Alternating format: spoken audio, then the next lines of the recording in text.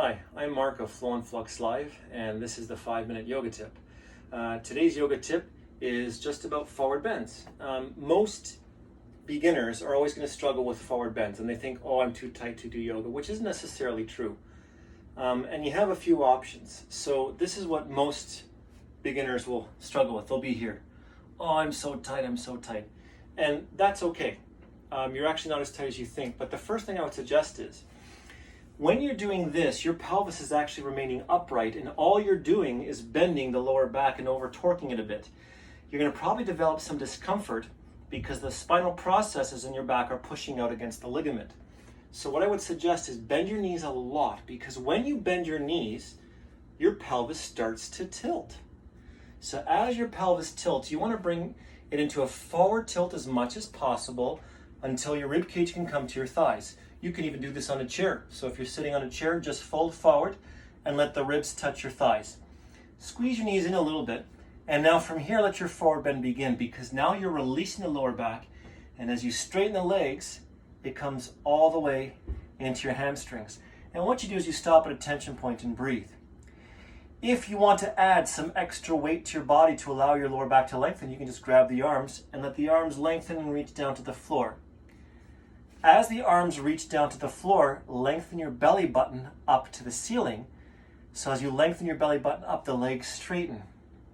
And that's one way you can come into a deeper forward bend. And you notice the more you do this, where you bend your knees and straighten them, the deeper you're going to come to the pose. So you can do that a few times over. Here's another thought to play with. This is called the myotastic response. We've developed a lot of natural tension in our pelvis. And it's just to stay balanced. So it's like when you're about to trip and you kind of go whoop, right? This all engages and you're hyper engaged in balancing. That's always intact. So to release that, we want to exhaust it. So to go deeper in a forward bend, here's another tip or suggestion.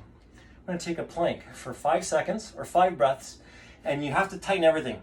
Tighten your belly, tighten your abs, tighten your glutes, everything. So come down to your forearms, straighten your legs, and tighten up everything. Hold, tighten. That's 1. Keep breathing, but tighten your belly. 2, flex your glutes, belly in, strong legs. 3, flex your abs, flex your butt. 4, and 5. Okay, release, come down to all fours, and then work your way back up into a standing position. And notice how much easier it is now to take a forward bend, because you've exhausted some of the muscles that prevent you from going further. It's actually a matter of tension and trying to train the nerves to not be so engaged all the time. So you can do that anytime.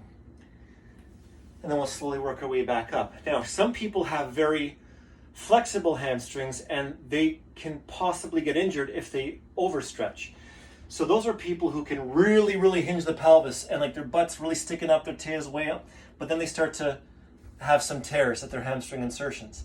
And you don't want to do that. So in a case like that, where you're hyper flexible, that's where I would say now you need to round your lower back. So you want to be more like the person who's like this. In a case where you are very flexible, I would say start with straight legs. Don't bend them.